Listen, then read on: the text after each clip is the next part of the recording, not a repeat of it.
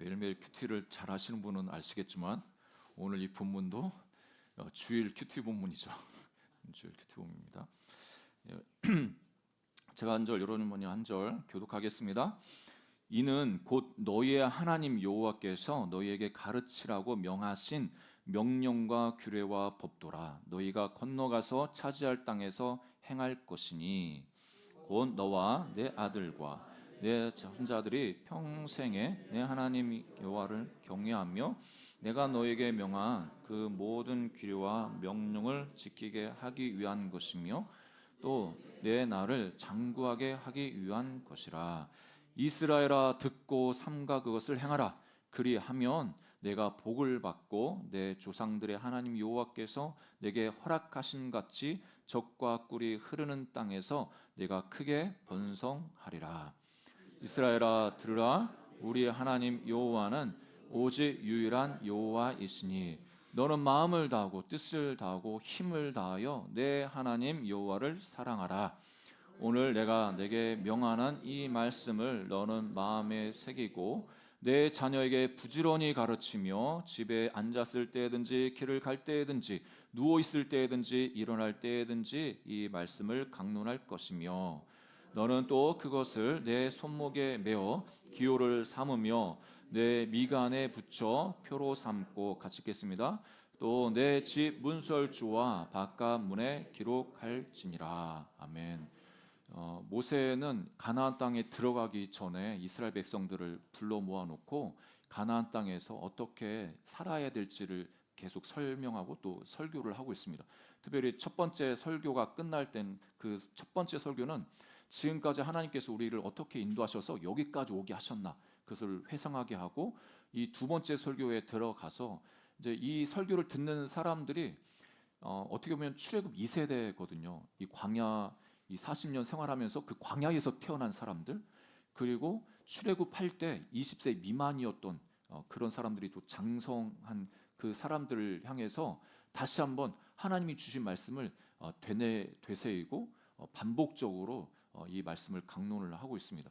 특별히 우리가 좋아하는 그 그리스도인들이 좋아하는 말씀이 요한복음 3장 16절 아니겠습니까? 우리 모든 그리스도인들이 요한복음 3장 16절을 좋아하는데, 특히 유대인들이 가장 좋아하는 성구를 찾으라 하면 오늘 이 본문, 특별히 구체적으로 말하면 이 신명기 6장 4절에서 9절, 이 쉐마라고 해가지고 쉐마 이스라엘이라고 해서 모든 이 유대인들이 이거를 정말 좋아하고 이 말씀을 계속 가까이 하고 있습니다.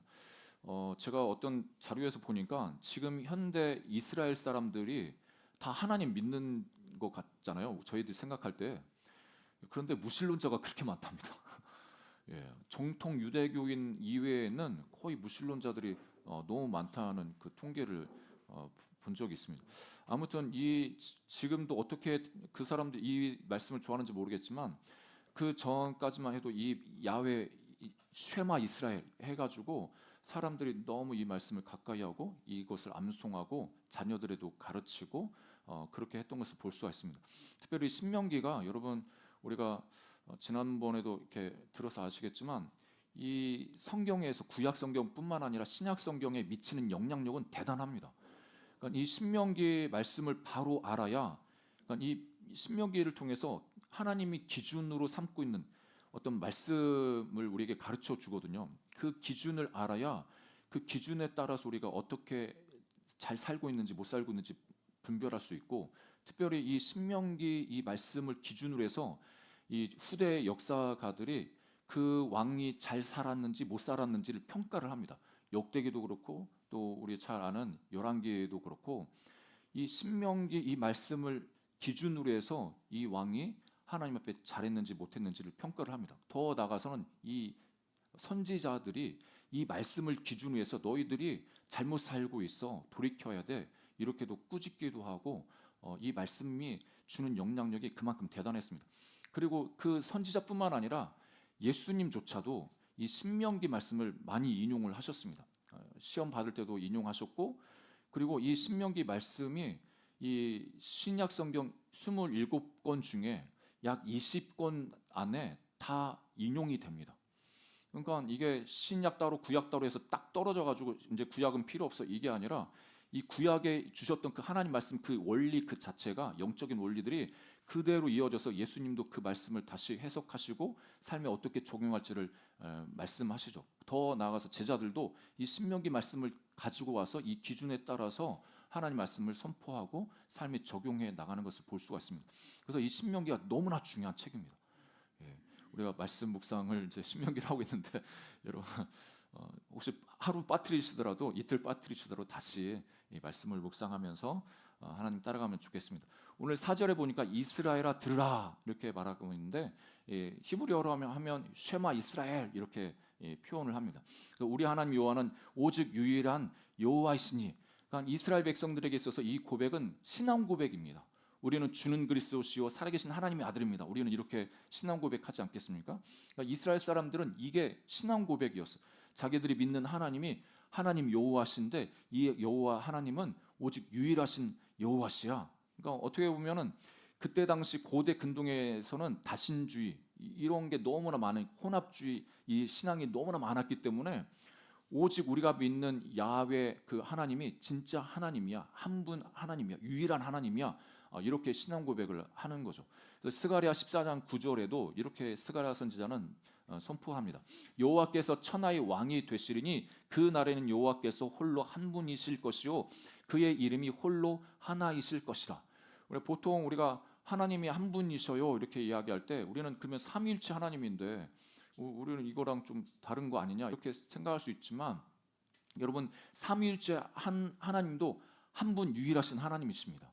그러니까 우리가 부부가 뭐 이렇게 표현하는 것은 좀 비약적인데 부부가 한 몸을 이룬다고 하지 않습니까?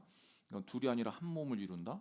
그러니까 삼위 성부 성자 성령 하나님이 한 하나님으로 존재하시는 유일한 하나님으로 우리가 믿고 그 하나님을 따라가고 있습니다.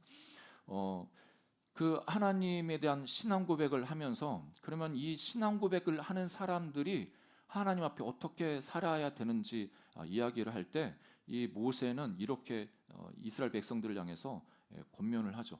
첫 번째는 여호와를 사랑하라고 명령을 합니다. 5절에 보니까 너는 마음을 다하고 뜻을 다하고 힘을 다하여 내 하나님 여호와를 사랑하라 이렇게 말씀합니다. 그러니까 이 쉐마 이스라엘 전체를 향해서 너희들의 신앙 고백은 이런 신앙 고백이야. 여호와 하나님 그 하나님이 유일하신 우리 하나님이시오. 이런 신앙 고백을 하게 한 다음에 너희 각자 개인마다 해야 될 일들이 있는데 그게 뭐냐면 하나님을 개인적으로 인격적으로 사랑해야 돼. 그 사랑을 강조하면서 그 사랑을 할 때 마음 다하고 뜻을 다하고 힘을 다하라고 이렇게 명령을 하고 있습니다. 여기서 사랑이라고 이야기할 때 아하브라는 히브리어를 씁니다. 우리가 보통 아가페라고 많이 아는데 이 히브리어 여기에서는 아하브라는 단어를 씁니다. 하나님과 사람과의 관계 속에서의 사랑, 또 사람과 사람과의 관계 속에서의 사랑, 또 부부 관계 속에서의 사랑, 부모가 자녀를 사랑하는 그 사랑이 바로 아하브라는 이 단어에 다 포함되어 있습니다. 그러니까 이스라엘 백성들에게서 하나님이 너희들은 하나님을 사랑해야 돼 이렇게 말씀하실 때 너희들이 부부끼리 서로 사랑하잖아, 자녀를 사랑하잖아, 그러니까 연인끼리 그렇게 사랑하잖아. 그런 사랑으로 하나님을 그렇게 사랑해야 돼. 구체적으로 그렇게 사랑해야 돼. 이렇게 가르쳐 주시는 겁니다. 여기서 마음을 다하고라고 할 때 레바브라는 단어를 사용하는데 너희 모든 중심을 다하라는 의미가 있습니다. 이 마음이라고 할 때 히브리인 그러니까 이스라엘 사람들은 이 마음이라고 이야기할 때 우리 생각과 의지와 감정이 그 자리 잡고 있는 그 인격을 이야기할 때 마음이라는 이 단어를 씁니다. 그러니까 너희가 전인격적으로 하나님을 사랑하라 이렇게 말하는 거죠. 그러니까 우리 감정만 사랑하는 게 아니라 우리 의지를 가지고 우리가 보통 그렇지 않습니까? 사람을 사랑한다고 해도 감정이 그렇게 사랑하는 감정, 좋아하는 감정이 있어서 이렇게 사랑할 수도 있는데 그 감정은 어떻게 보면 뭐 연인들이 만나서 처음에 불타는 그런 사랑을 해도 시간이 지나면 6개월 이상 지나면 호르몬 영양도도 다 떨어지고 이 감정이라는 게 이제 요동치지 않습니까? 미워 죽게 미워 죽겠다 이렇게 말하기도 하고 그렇지만 의지를 가지고 하나님을 향해서 전 인격적으로 사랑하는 것은 우리 생각, 의지 이 감정이 그런 감정이 안 일어난다 할지라도 사랑한다는 이런 의지적인 고백이 필요한 것을 이게 가르쳐 줍니다. 그래서 뜻을 다하여라고 할 때는 온 영혼을 다해라는 의미가 있습니다. 또 힘을 다하여 이야기할 때는 메오드라는 이제 이 단어를 쓰는데 그 사람이 내놓을 수 있는 그 최대한의 것이라는 의미가 있습니다. 그러니까 우리가 힘을 다하여 사랑한다, 누군가 힘을 다하여 도와준다 할 때 내가 끌어낼 수 있는 내 안에 있는 힘, 그 모든 것을 최대한으로 끌어낸다는 의미가 있습니다. 이렇게 해서 하나님을 사랑하라고 우리에게 명령합니다. 근데 이 말씀을 여기서만 하는 게 아니라 예수님께서 하루는 이제 주변에 사두개인들, 바리새인들이 몰려와 가지고 예수님이랑 논쟁을 하지 않습니까? 그 논쟁에서 다 지니까 이 마태복음 22장 34절부터 보니까 이 바리새인들이 이제 사두개인들이 어떻게 보면 논쟁에서 진 것을 보고 바리새인들이 이제 몰려 들어가지고 예수님을 이제 시험을 합니다. 한 율법사가 이렇게 물어보죠. 36절로 보니까 선생님 율법 중에서 어느 계명이 큽니까? 이렇게 물어보니까 37절에 예수님께서 말씀하시는데 이르시되 내 마음 다하고 목숨 다하고 뜻을 다하여 주 너의 하나님을 사랑하라 하셨으니 이것이 크고 첫째 되는 계명이요 둘째도 그와 같으니 내 이웃을 내 자신같이 사랑하라 하셨으니 이 두 계명이 온 율법과 선지자의 강령이니라. 우리가 이 말씀 너무나 잘 알지 않습니까? 그러니까 우리가 일평생 동안 이 말씀을 실천하고 이 말씀대로 살아가기를 위해서 몸부림치면서 우리가 살고 있습니다. 우리 신앙생활이라는 게 다른 게 아니라 먼저는 하나님 사랑하고 그 하나님 사랑한다는 게 그냥 입술로만 사랑한다는 게 아니라 삶에서 나타나야 되는데 그것이 바로 이웃 사랑을 통해서 나타날 수 있음을 고백합니다. 그러니까 이웃 사람들 주변에 있는 사람들 사랑하지 않고 내가 하나님 사랑한다 이렇게 이야기하면 그 하나님을 향한 사랑도 그게 거짓되다고 요한 사도는 그렇게 경고를 합니다.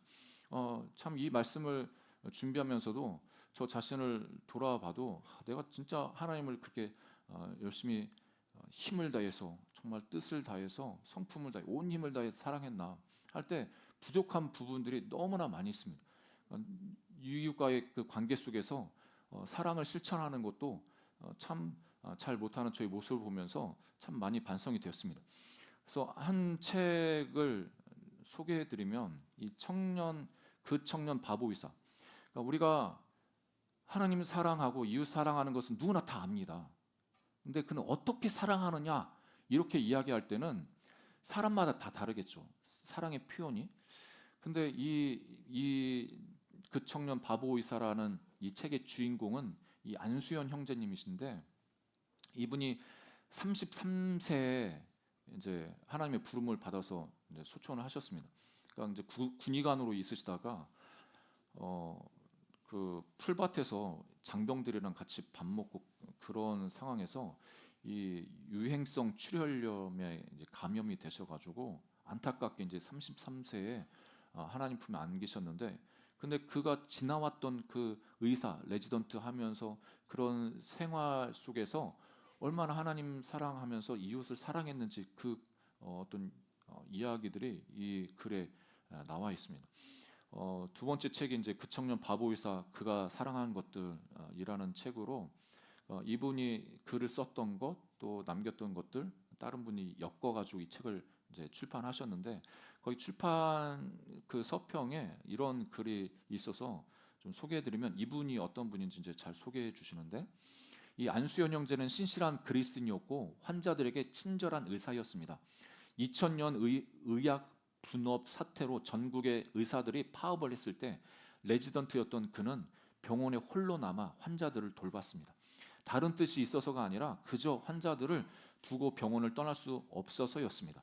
며칠 밤을 새우고 하루 한 끼 먹을 시간도 없이 경무에 시달렸지만 자신의 소명 코람데오를 따라 병원을 지켰습니다. 돌보던 환자들의 병실을 밤마다 몰래 찾아가 조용히 낫기를 기도해 주던 그였습니다. 환자가 돌아가시면 장례식장에 찾아가 유족을 위로하던 참 이상한 의사였죠. 그는 선물을 주는 의사였습니다. 암투병을 하는 환자에게는 찬송가 테이프를, 환자를 돌보는 가족에게는 책을 선물했습니다. 환자들만 아니라 병원에 근무하는 동료 의사, 간호사, 물리치료사, 방사선 기사, 환자들의 침대를 옮기는 분들, 구두 닦는 아저씨, 매점 아주머니에게까지 그 청년은 겸손하고 따뜻한 선물을 나누었습니다. 돈이 없는 조선족 할아버지의 검사비를 대납해주고 백혈병이 걸린 소녀에게는 집까지 찾아가 생일을 축하해 주었습니다. 하반신을 쓰지 못하는 청년을 자기 차에 태워 콘서트장까지 동행해주는 깜짝 선물을 하기도 했고, 집에만 누워있는 어린 환자를 찾아가 책을 읽어주기도 했습니다. 군대에 가서 그는 여전히 사람을 돌봤습니다. 그 청년은 어디서든지 외롭고 소외된 사람 앞에 말없이 서서 자기가 갖고 있는 것을 다 털어주던 바보 의사였습니다.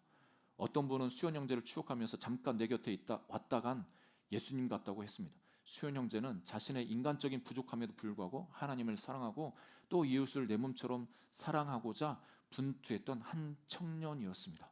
그래서 이분이 평소에 쓰던 그 아이디 이름이 스티그마라고 하는데, 그 흔적이라는, 자기 삶에 있어서 예수님의 흔적이 좀 남았으면 좋겠다고 하는 그 형제님의 그 마음을 표현하는 거죠.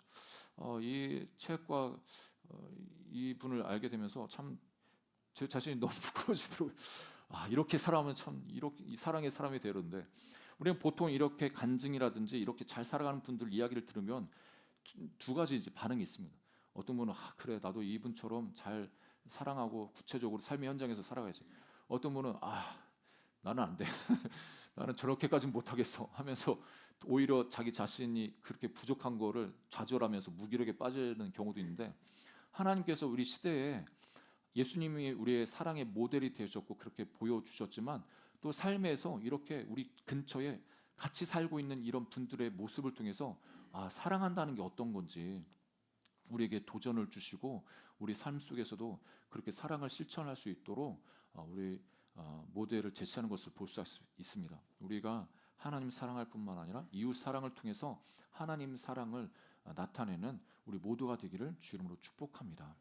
어떻게 보면 우리 한 분 한 분이 여기 이 공동체에서뿐만 아니라 주변에서 작은 하나 그 실천을 통해서 사랑을 하고 계십니다. 이미 여러분들은 사랑을 하고 계시고, 그 사랑이 더욱더 풍성해지고 다양해지시고 지혜 있으시기를 주 이름으로 축복합니다. 이 모세가 이스라엘 백성들을 향해서 너희들 이렇게 하나님 사랑해야 돼 이렇게 이야기하면서, 그러면 사랑을 어떻게 할지에 대한 이 부분들을 이야기할 때 두 번째, 이 말씀을 마음에 새기는 것이 필요하다는 것을 말씀하고 있습니다. 그래서 6절에 보니까 오늘 내가 내게 명하는 이 말씀을 너는 마음에 새기고, 그러니까 너희들 각자마다 할 일이 있는데 그 하나님을 사랑하기 위해서 매일같이 하나님 말씀을 마음에 새겨야 돼 이렇게 말하는 거죠. 이 마음은 아까 말했던 레바브라는 이 단어를 쓰는데, 마음에 새긴다고 할 때 우리가 보통 그러면 마음에 새기려면 어떻게 해야 돼? 어떻게 해야 돼? 의문이 들지 않습니까? 마음에 새기라는데 마음은 무형인데 어떻게 거기다 새겨? 돌에다 새긴다고 하면은 알겠지만 마음에 새긴다는 것은 이해가 잘 안 되지 않습니까? 이 말씀은 우리 전 인격에 있어서 생각과 감정과 우리 이 모든 영역에 있어서 이 말씀에 사로잡히는 삶을 말합니다.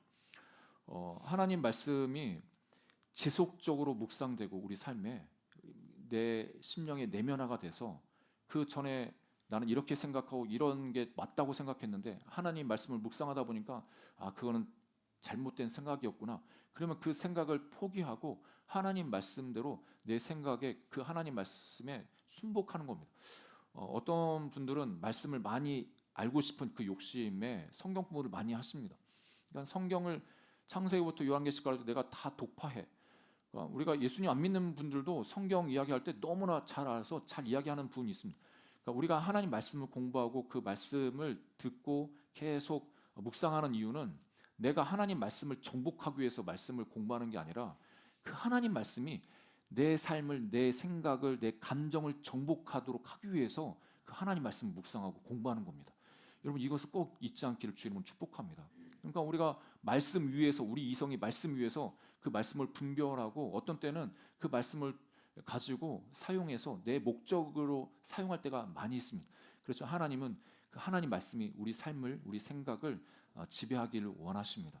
그래서 말씀에 계속 마음에 새기라고 말하고 있습니다. 그래서 그 말씀을 마음에 새기는 여러 가지 방법이 있겠지만, 여기서 새긴다고 하는 이 표현도 한 번 새기면 끝나느냐 이게 아니라 계속 해야 된다고 하는 그 의미가 있습니다. 우리가 보통 잘 하는 것이 암송, 말씀 암송이죠. 그래서 저희도 말씀 암송을 아이들 어릴 때 말씀 암송 시킨다고 열심히 시켰던 기억이 나는데 이게 그때만 하고 지금 이제 안 시키고 있는 상황이 있는데 저도 그렇고 말씀 암송도 그렇고 예전에 우리 여러분 말씀 암송하실 때 보면 말씀 카드 조그만 거 다 가지고 다니면서 누구 기다릴 때 그 계속 말씀 암송하고 그러지 않았습니까? 이 말씀 암송이 너무나 우리 삶에 유익한 것을 봅니다. 달라스 윌라드라는 이 교수님 목사님이 이 성경 암송에 대해서 이야기할 때 영적 성장의 절대적 기초다. 영적인 삶의 모든 훈련 가운데 한 가지를 선택해야 한다면 성경 암송을 선택할 것이다. 왜냐하면 성경 암송은 우리 마음이 필요로 하는 것을 채워주는 기본적인 방법이기 때문이다. 이렇게 말씀하십니다. 또 척 스윈돌이라는 미국에서 유명한 목사님 계신데 이 목사님도 사실상 그리스도인의 삶에서 성경 암송보다 더 도움되는 훈련을 알지 못한다. 다른 어떤 훈련보다 더 영적으로 도움이 된다. 기도 생활은 강화될 것이며 증거는 더 날카롭고 효과적이 될 것이다. 태도와 세계관이 바뀔 것이다. 생각은 깨어있고 주의력은 높아질 것이다. 담대함이나 확신은 높아지며 믿음은 견고해질 것이다. 여러분 우리가 이게 좀 시간이 지나면서 내가 말씀 암송한다고 해도 이게 접어버리면 기억 안 나요. 이렇게 그렇지 않습니까? 그래도 우리가 계속 하나님 말씀을 묵상하는 것들을 포기하지 않는 우리 모든 하나님 백성 되기를 주 이름으로 축복합니다. 그 말씀을 묵상하고 계속 암송할 때 하나님을 바라볼 수가 있고 하나님을 따라갈 수가 있습니다. 또 죄의 그 유혹이 왔을 때 그 죄의 유혹에서 우리를 지켜줍니다. 예수님도 말씀으로 사단을 물리쳤고 승리하셨습니다. 이게 사실 이 말씀 암송의 유익을 함께 누리는 우리 모두가 되기를 주님으로 축복합니다. 근데 이스라엘 백성들을 향해서 너희가 말씀을 마음에 새겨야 돼 이렇게 모세가 도전했지만 이스라엘의 역사를 보면 그렇게 말씀을 마음에 새기지 못했던 것 같습니다. 그 말씀을 잃어버렸고 하나님을 잃어버렸고 자기 마음대로 생각대로 살아갔습니다. 어떻게 보면 실패한 거죠. 우리도 그럴 수 있습니다. 실패합니다. 그런데 하나님께서 예레미야를 통해서 31장 33절에 이렇게 약속을 주십니다. 그러나 그날 후에 내가 이스라엘 집과 맺을 언약은 이러하니 곧 내가 나의 법을 그들의 속에 두며 그들의 마음에 기록하여 나는 그들의 하나님이 되고 그들은 내 백성이 될 것이라. 여호와의 말씀이니라. 그러니까 성령님께서 우리 가운데 임재하셔서 그 성령을 통해서 하나님 말씀 우리 마음 가운데 기록하시고 우리 안에 그렇게 머물도록 하시겠다고 말씀합니다. 그래서 우리 성령님이 진리의 하나님 아니시겠습니까? 성령님께서 진리로 우리 가운데 함께 하셔서 그 진리의 성령님께서 우리 마음을 일깨워 주시고 그 말씀에 우리 마음에 계속 하나님 말씀이 머물도록 인도하십니다. 그런 은혜를 우리가 이 시대에 누리고 있는 것입니다. 세 번째 마지막으로는 이 말씀을 가르치라고 이렇게 명령을 하는데 그러니까 이 순서가 중요합니다. 내가 하나님 말씀에 이 마음에 하나님 말씀을 새겨서 말씀이 내면화되고 체질화되고 삶에서 그 말씀대로 살아가는 그런 삶을 살아가고 그 다음에 그걸로 멈추는 게 아니라 더 나아가서는 자녀들을 가르치라고 말합니다. 7절에 내 자녀에게 부지런히 가르치며 집에 앉았을 때든지 길을 갈 때든지 누워 있을 때든지 일어날 때든지 이 말씀을 강론할 것이며 이 부지런히라는 이 말 뜻은 반복하다라는 의미가 있습니다. 그러니까 이 모세도 어떻게 보면 신명기 말씀을 선포할 때 좀 반복적으로 말합니다. 너희가 큰 틀은 너희가 들은 하나님 말씀, 너희가 받은 하나님 말씀에 순종해야 돼. 이거를 계속 반복합니다. 계속 어떻게 귀가 따가울 정도로 너무 따가워요. 그만하세요 할 정도로 이 계속 반복합니다. 하나님도 그런 방법을 쓰십니다. 계속 창세기부터 계속 말씀을 반복하시면서 뭐 특별히 새로운 말씀 주시는 게 아니라 하나님이 주셨던 그 말씀을 또 주시고 또 주시고 하면서 그 말씀에 순종해야 된다 이렇게 가르치시도. 이 부지런히 가르친다 할 때 부지런은 반복의 의미가 있고 이 가르치다라고 하는 이 의미는 라마드라는 이 히브리어 쓰는데 찔러 넣다라는 의미가 있습니다. 찔러 넣다. 그러니까 부지런히 반복적으로 가르치는데 반복적으로 찔러 넣는 것을 말합니다. 다른 말로 하면 그 우리 마음에 하나님 말씀을 계속 자녀들의 마음에 계속 말씀을 찔러 넣는 겁니다. 쉽게 말하면 그런 거죠. 그 마음에 감동을 주라는 겁니다. 우리는 이 말씀을 액면 그대로 생각해가지고 아이들이 좀 어떻게 보면 우리 부모님들이 말씀을 잘 가르쳐야 돼. 아침부터 저녁까지. 그래서 너무 열심히 가르치다 보니까 아이들은 튕겨져 나오고 그런 경우도 없지 않아 있습니다. 그런데 가르치는 방법에 있어서 여기서 부지런히 가르치라고 할 때는 이 마음에 찔러 넣는 마음의 감동을 주라는 겁니다. 마음의 감동. 우리가 이 머리와 가슴 사이 이 거리가 머리와 이 가슴 사이 거리가 뭐 30cm 짧지만 이 거리가 짧지만 또 길다고 하지 않습니까? 머리에 있는 말씀이 가슴으로 감동이 돼서 이렇게 부딪혀야 그 말씀에 감동 감화돼서 실천으로 옮겨지는 것을 볼 수가 있습니다.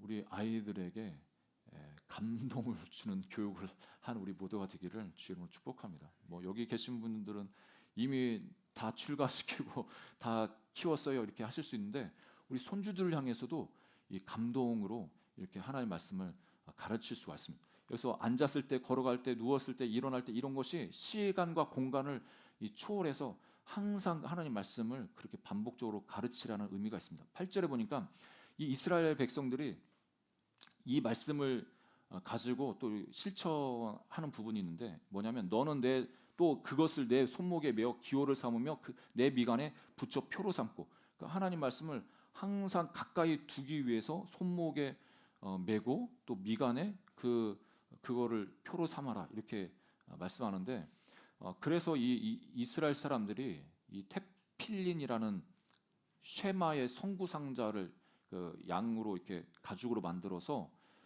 지금 사진의 그림에서 보는 것처럼 이 상자 안에 쉐마의 말씀, 쉐마 이스라엘 이 말씀이 기록되어져 있고 그 다음 사진 보면 사람들이 아이가 13세가 되면은 이제 성년식을 하면서 이 테필린을 아이들한테 이렇게 해줍니다. 왼손, 그러니까 심장과 가까이 있는 왼손에 주로 이렇게 묶어서 이 손목과 이 팔꿈치 사이에 7번 감아가지고 이 말씀 상자를 손에다가 또 이마에다가 이렇게 붙여줍니다.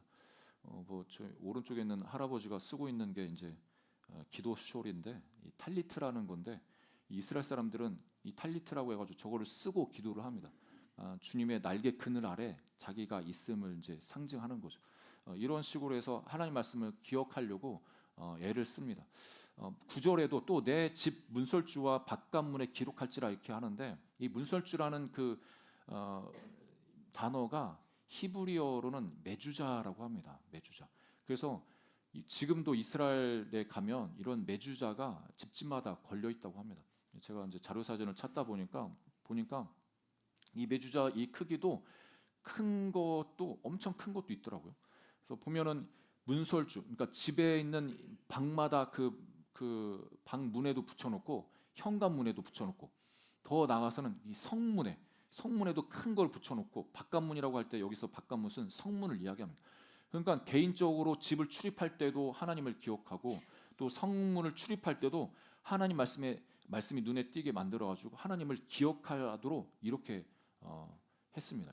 그러니까 참 말씀 교육을 아주 철저하게 하려고 이렇게 한 거죠. 그러니까 지금 이스라엘 사람들이 이 출입문 왔다 갔다 할 때 여기 이렇게 만진다고 합니다. 저기 붙어 있는 이 W자 표시하는 게 이 히브리에서 쉐마 할 때, 쉐할 때 그 단어 첫 자를 저렇게 붙여 놓습니다. 아무튼 지금은 보통 저게 좀 부적처럼 그냥 오후 할 때 그냥 문지르고 이렇게 한다고는 하더라고요. 아무튼 이 이스라엘 사람들이 이 말씀에 순종하기 위해서 집에 성경 구절 붙여놓고 저렇게 붙여놓고 기억하려고 또 끈으로 상자를 만들어서 메고 이렇게 합니다. 우리가 어떻게 보면 하나님 말씀 우리가 듣고 우리가 먼저 은혜를 받고 하나님을 알고 이걸로 우리 세대에서 끝나는 게 아니라 다음 세대들이 하나님 말씀을 또 붙들고 하나님의 사람으로 살아가기 위해서 우리가 실천할 수 있는 가정에서 실천할 수 있는 부분들을 실천해 나가는 우리 모두가 되기를 주님으로 축복합니다. 집에서 우리가 이야기를 아이들과도 많이 하지만 보통 요즘은 맞벌이 그 부부들도 많고 자녀가 혼자 있고 그리고 식사하는 것도 식사 기회도 좀 많지 않지 않습니까? 그래서 대한민국 교육부에서 이 밥상머리 교육이라고 해가지고 그 캠페인을 또 하더라고요. 밥상머리 교육 들어보셨습니까? 그러니까 이 밥상머리 교육이라고 해서 같이 식탁에서 식구들끼리 앉아서 아이들과 식사하면서 하루 어떻게 지냈는지 그 밥상머리에서 이제 그 가정 교육이 이루어지는 거겠죠. 같이 이야기하면서 이런저런 또 삶을 함께 나누고 그런 캠페인을 하는 것을 보았습니다. 그러니까 세상도 어떻게 보면 가족 안에 가족됨, 하나됨, 그 안에서 부모님이 가진 그 예의 범절 또 어떤 가치관 이것이 흘러가도록 그런 교육을 감당하고 있는데 우리 안에도 예수님 안에서 우리 믿음의 공동체, 믿음의 가정이 또 이런 것을 통해서 우리 안에도 신앙이 전수되는 그런 은혜가 있기를 주 이름으로 축복합니다. 저도 기억해 보면 이 부모님이 그러니까 이 교육 저도 아이들 이렇게 말씀으로 양육하려고 교육하려고 하지만 이제 처음에 어렸을 때는 큐티 모임 하자 같이 이제 예배 드자면 잘 따라와요. 근데 이제 시간이 지나면서 서로 바쁘는 거죠. 이제 학교 다녀야 되고 그렇다 보니 그런 모일 수 있는 시간 또 예배 드릴 수 있는 시간이 또 제약이 되고 저도 클 때 이 청소년 시절 그 이후에 보면 계속 공부한다고 늦게 들어가고 이런 상황에서 그렇게 가정 안에서 신앙 교육을 받는 것이 참 쉽지 않은 것을 봅니다. 여러분들 가정에서도 마찬가지일 겁니다. 그런데 지금 생각해 보면 기억에 남는 게 그래도 같이 밥 먹고 그럴 때 부모님이 하나님이 이런 일을 하셨어 과거에 이런 은혜 주셔서 간증을 이렇게 하시는 그것들이 종종 이렇게 기억이 나요. 의도적으로 할 필요가 있다 이렇게 지금 그 생각이 듭니다.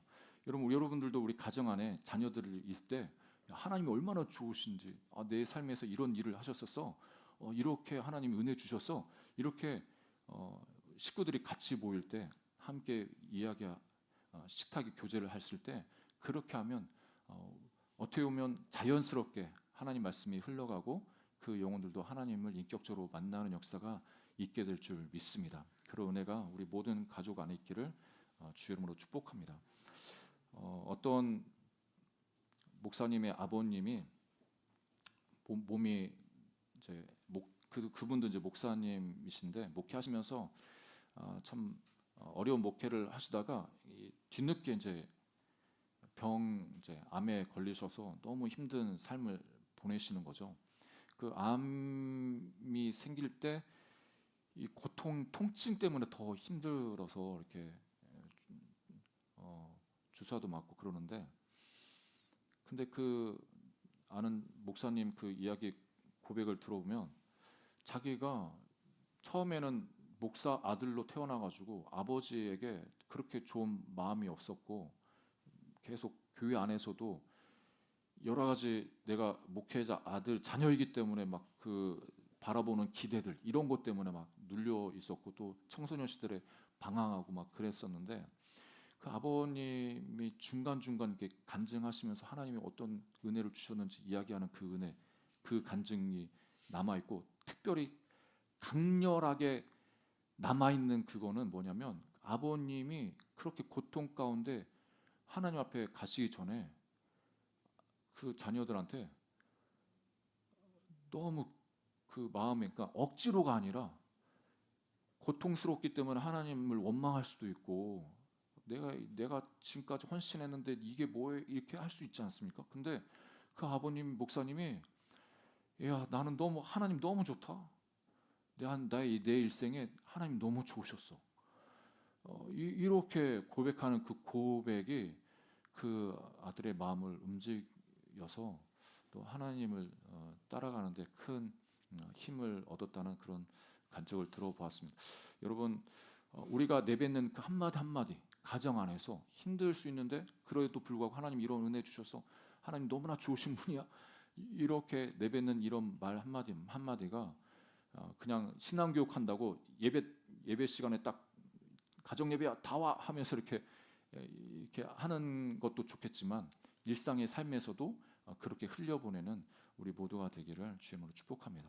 말씀의 결론을 맺으면 이 말씀을 주신 그 하나님의 목적을 1절부터 3절에 이 모세가 이야기를 하는데 그게 뭐냐면 이는 곧 너희 하나님 여호와께서 너희에게 가르치라고 명하신 명령과 규례와 법도라.